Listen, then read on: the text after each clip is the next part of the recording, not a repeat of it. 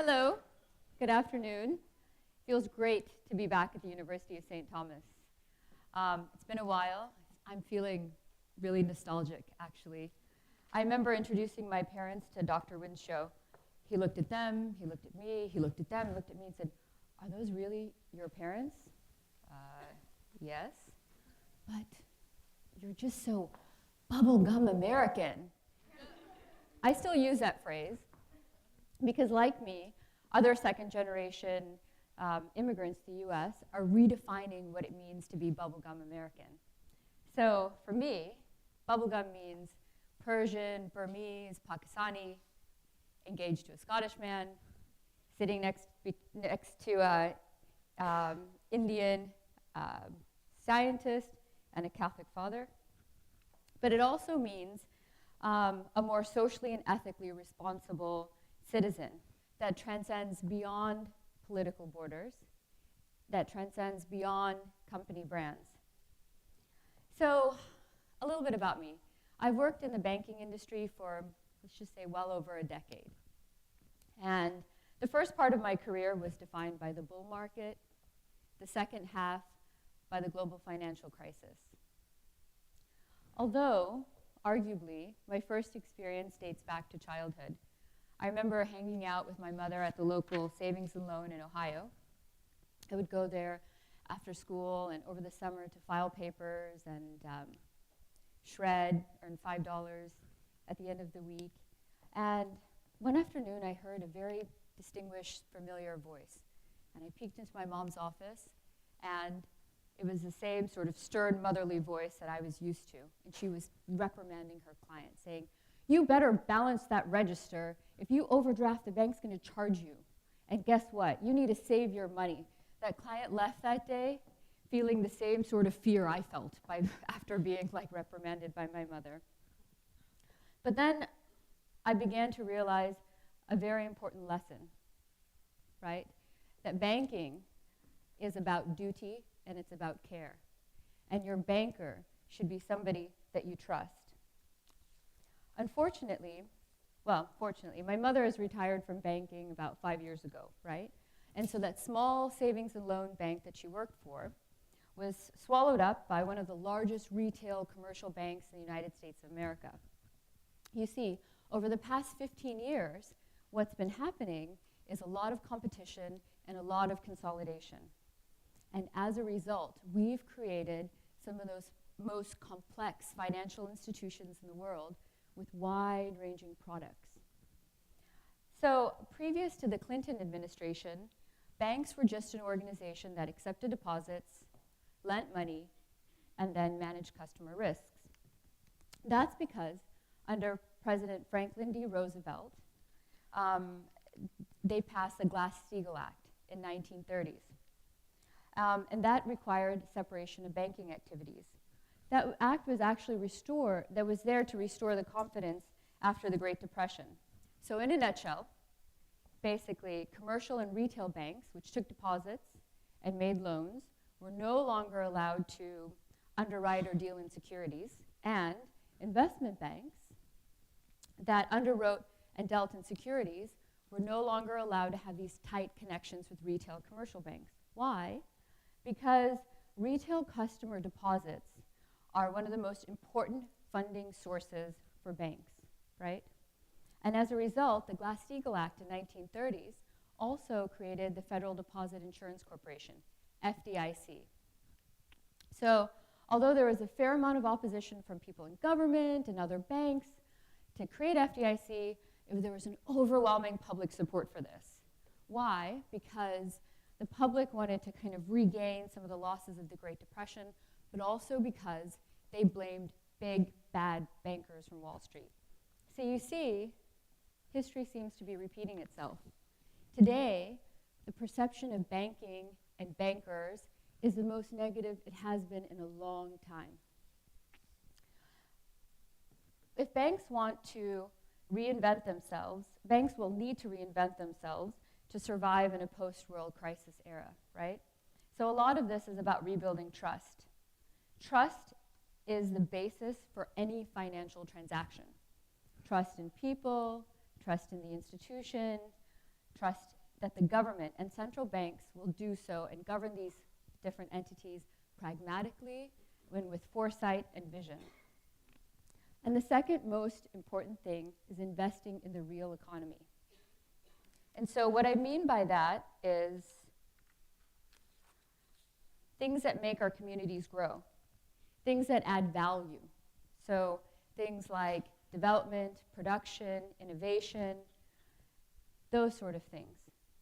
So in my previous role, before moving to London, as Vice Consul for the British government for oil and gas, I wrote a bid to the Lord Mayor of London to bring over alternative financial institutions to look at investing back in Houston's real economy.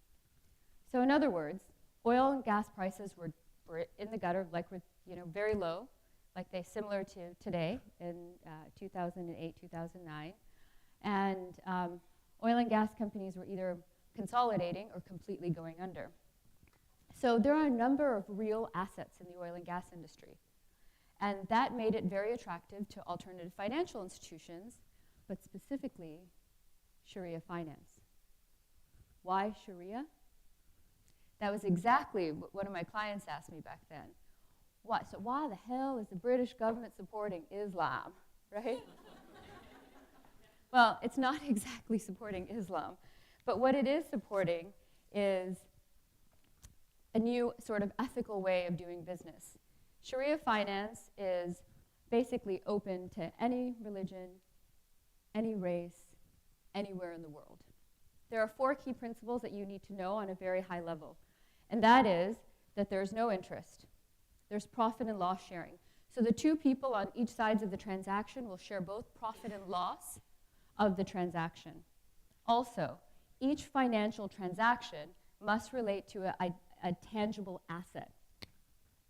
So there's a connection to the real economy. But lastly, I think that to take away from this is that Sharia finance really kind of works very closely with the real economy. And if you look at the recent crisis, as with many other of the banking meltdowns, there's a property bubble burst, right?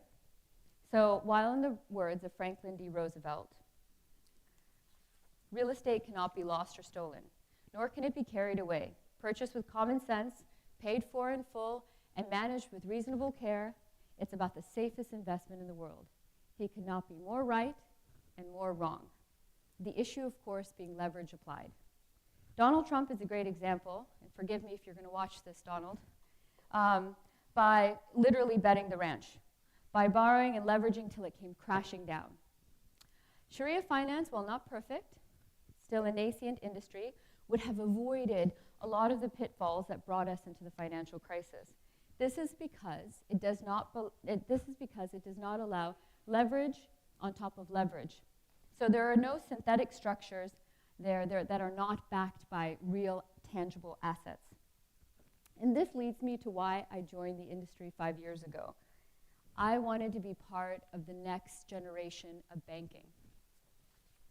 I wanted to be somebody who made a difference, to be part of a group, an organization, a movement of people, to change the way we thought about finance, to change the way we thought about investments, decision making. And so I moved to London, and as an investment banker, I spent a lot of my time, actually 60-70% of my time in the Middle East. It's really funny, actually, because I remember the first time I went to Saudi Arabia. And all covered up in my abaya, I landed in Riyadh and got my bags in the hotel room, went to the first meeting, really excited, got into the elevator, 2 men behind me. I don't speak Arabic. The elevator door wasn't closing. I'm like, okay, I'm sure it'll close. And then I hear them speaking, and then finally, go, go, go, go, go. Go where? Outside, outside, outside. So I went outside, the elevator door shut, and I'm like, how the hell do I get to the 6th floor?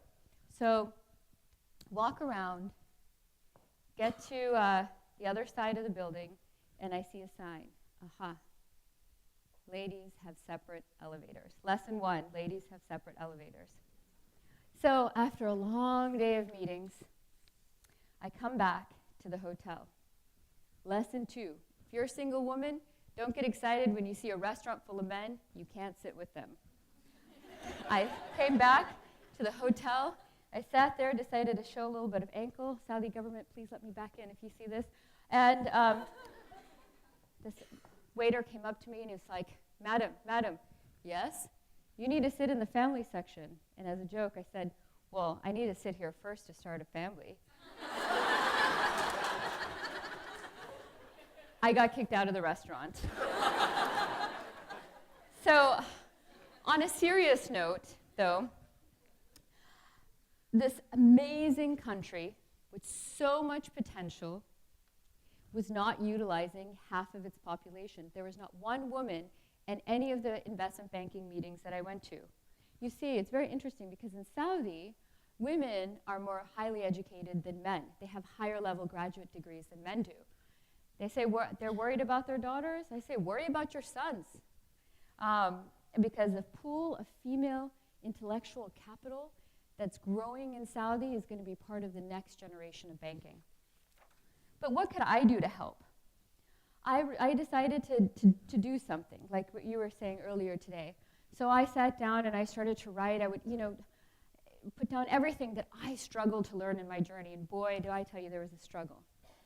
But you see, in organizations, what happens is decisions are centered with a few, but have consequences on the many. So in finance, there's one thing that is certain. In finance, knowledge is power. Information is kept in silos, and when we all speak different languages, things are lost in translation. For example, if I'm trying to sell you an investment, you may not know the right questions to ask. And why would you? You're not the originator of the transaction. And conversely, if you may ask a question, and somebody may provide an answer, but it's not really to the question you've asked. So an educated investor is a better investor. And you know what? Sometimes in finance, we put the cart before the horse. In my instance, buying the dress before being invited to TEDx. But this is one of the reasons why I started an advanced financial literacy program in the Middle East. And another one is a little bit more personal. One of my first visits to Kuwait, I met a client whose sister was missold a product. She was a widow. She had 2 kids. And despite investing her money with a reputable organization that had a good brand name at the time, she lost everything. I was really moved by this story. I was really moved by this, and I really wanted to make a difference. So I started to do some research, and I started to attend these women empowerment events, and they were great for networking. But what I found is that it was more about acknowledgement, less about actual tangible skills transfer that you could pass along. What can we do to help each other? It's great. We all have war stories. We all have some adversity that we've overcome, but what can we do to help each other? So I started to research, and I found a woman who was running for parliament at the time in Kuwait, Nabila Al-Anjali. She agreed to incorporate technical workshops in the next female leadership conference she had, and that was a great success. So you can see us there. And then from there, I started to host conferences. Nobody showed up. But they see in Saudi also the women, when they take off their scarf, they shouldn't be photographed. But I started to host different conferences and roundtables, and held an event for a lunch and learn for the ladies, the professional ladies of Kuwait Oil Company. But what was really interesting is that there was a hunger in these women, and they wanted to learn more about investing. And this led me to meet Dr. Suhair Al-Qureshi. She is an amazing, compassionate, kind Saudi educator and activist that was recently awarded by David Cameron for her great work. She's the dean of a university for all women in Jeddah, Saudi Arabia. We agreed to collaborate. And with the help of my friend Mohammed Al-Razuki, he's going to kill me for the selfie of him and me, we created an educational initiative to equip women in Saudi Arabia with the tools they could use to learn about banking, real tools, like practical stuff. And we created a curriculum that's in a 4-day MBA program that we teach every year. And these students learn practical experience, stuff that you can kind of, meat and potatoes. So how to read an investment memorandum, how to look at fee structures, how to analyze an investment. because education as a base case should teach a common language of communication. But on a good case, on the best case, it should provide the tools to make a transition into employment and contribute to society. A lot has changed for the better since my first, you can see some of the classes here. A lot has changed since the first time I went to Saudi Arabia, a lot. In fact, this year they announced the first female CEO of one of the largest investment banks, and that's huge. But also, I've met some really, truly remarkable women in the Gulf, and they are running some of the biggest family offices and corporations in the world. And that's just going to continue to grow and grow and grow. Recently, I hosted, through my employer, a number of Forbes 100 most influential women of the Gulf. And they spent a week with me discussing real estate investment banking. And what was really interesting is that before I started the class, I asked them to give me a name of a woman that inspired them. And overwhelmingly, the women said, anyone who's overcome adversity. So you see here, we are all heroes. Each and every one of us have something to contribute. Everybody has a story. So what does the new generation of banking look like? The next generation of banking look like? Well, to start, a formation of a company called Lehman Sisters. Just kidding.